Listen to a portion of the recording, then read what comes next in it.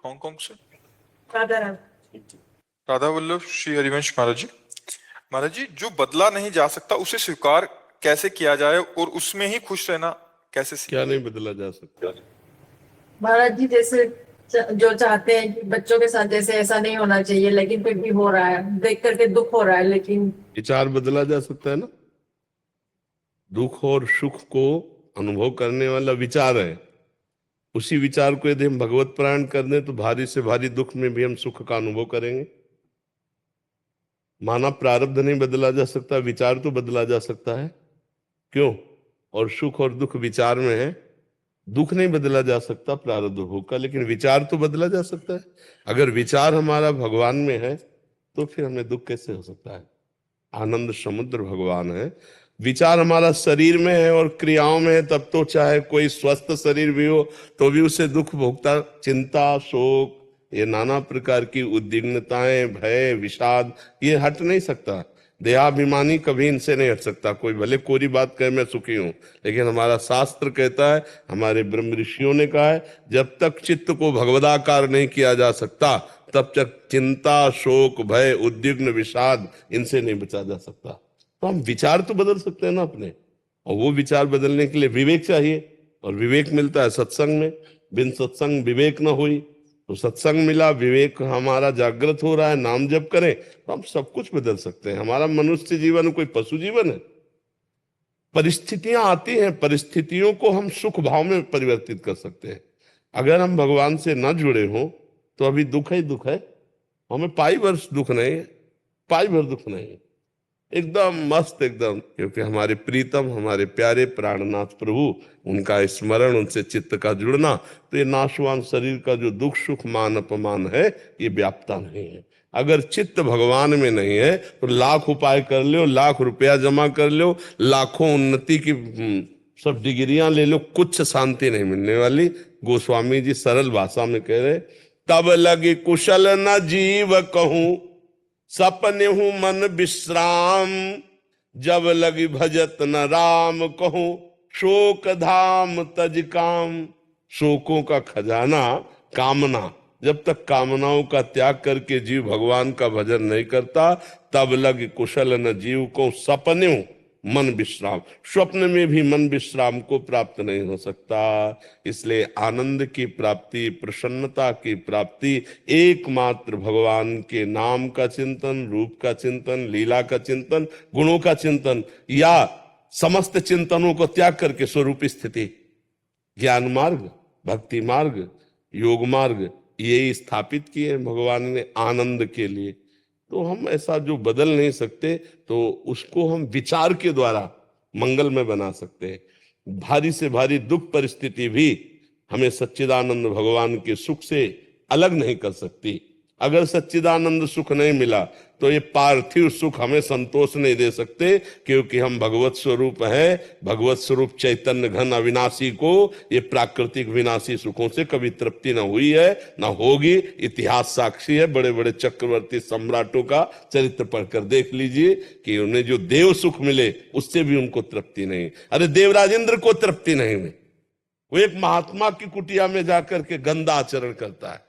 देवराजेंद्र होकर के गौतम ऋषि के आश्रम में जा, इतनी बड़ी सुख सुविधाएं, उसको तृप्ति मिली क्या? लोग सोचते हैं स्वर्ग जाएंगे, अप्सराएं। अरे स्वर्ग का स्वामी मृत्यु लोक के महात्मा की कुटिया में जाके गलत आचरण करने का प्रयास किया। जो फिर आप सब जानते हैं उस कथा को, गौतम ऋषि और अहिल्या के चरित्र को। तो त्रिभुवन में कौन ऐसा है जो देवराजेंद्र से बढ़कर भोग विलासता एकत्रित कर सके? वो त्रिभुवन पति है, फिर भी उसको शांति नहीं, क्योंकि चित्त भगवान में नहीं। इसलिए सार बात है, यहां की परिस्थितियां दो कर्मों से बनती हैं, शुभ कर्म और अशुभ कर्म। और भगवान कहते हैं अवश्य में भोक्तव्यम कृतम कर्म शुभाशुभम, पाप कर्म और पुण्य कर्म का फल भोगना पड़ेगा।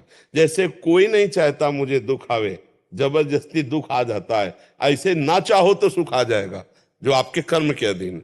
लेकिन भगवत प्राप्ति कर्म के अधीन नहीं है।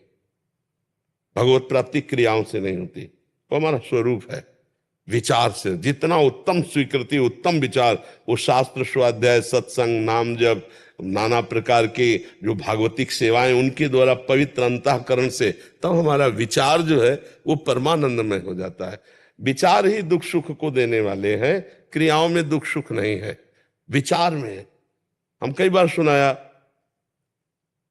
वर्षा हुई, किसान की खेती लहलाई, बड़ा प्रसन्न हुआ, उसको सुख मिला, और कुम्हार के पात्र रखे थे वो सब भींज करके बेकार हो गए, अब वो दुखी हो गया। एक ही क्रिया से एक सुखी हो रहा है और एक दुखी हो रहा है। दो ब्राह्मणों को एक भगत ने निमंत्रण दिया, दोनों खा के लौट रहे थे, एक का मुंह बहुत उदास था, एक का प्रसन्न था। पूछा, भाई आप उदास क्यों है और आप प्रसन्न क्यों है? बोले, आज तो भोजन का भी जुगाड़ नहीं था, भगवान ने भोजन भी करा दिया और 11 रुपया दक्षिणा भी दी जजमान ने, इसलिए हम खुश हैं।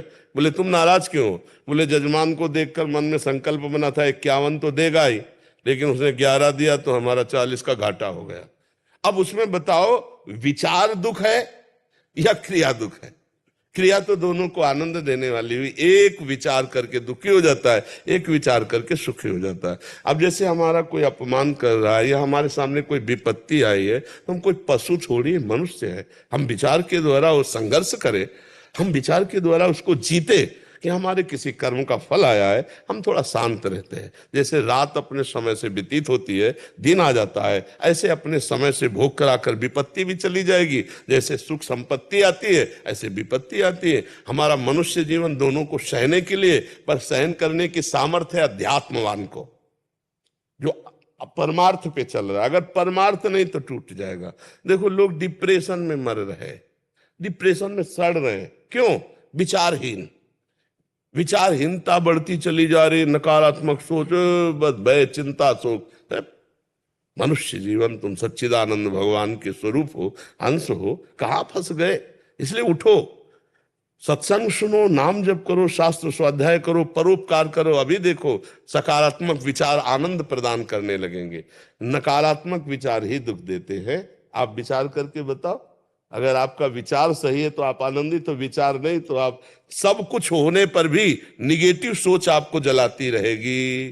पाप कर्म करने वाला कभी भय रहित नहीं होता, शोक रहित नहीं होता, विषाद रहित नहीं होता, अपने आप मन उसको दंड देता रहता है। और जो सत्कर्म भगवत चिंतन करने वाला है, हर परिस्थिति में, जो विषाद लायक परिस्थिति, उसमें भी उसको विषाद नहीं होता, आनंद होता है। मृत्यु भी उसके लिए महोत्सव हो जाती है, जिसका चित्त भगवान से जुड़ा हुआ है, शरीर राग नष्ट हो चुका है।